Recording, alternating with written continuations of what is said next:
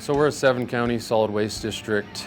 We take in about 250,000 tons of waste each year. We divert or recycle around 30,000 tons each year. We have a trucking fleet that then transfers the garbage out here to the regional landfill.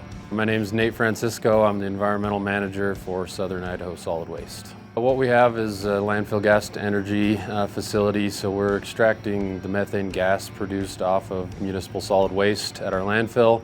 We're extracting that, cleaning the gas up a little bit, and then producing power back onto the electric grid.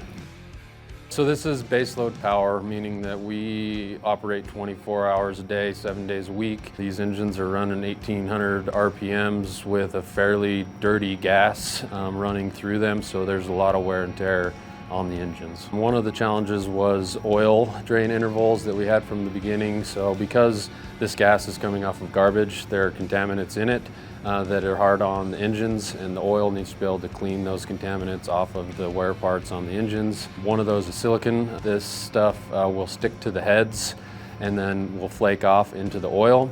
That was causing us to have to drain the oil as early as 400 hours. First, we wanted to get an approved oil through Siemens that we could use and that they've approved and done all the testing protocol on so that we can run it in our engines with a comfort level.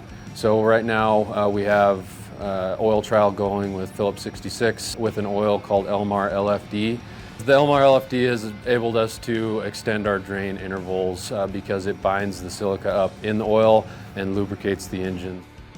Extending the oil drain intervals are important directly and indirectly because not only is it the cost of purchasing the oil more often, it's also downtime on our engines that we're not producing power and selling it back to the grid. You know, over our power purchase agreement of 20 years, it could save us, millions of dollars possibly to extend these drain intervals.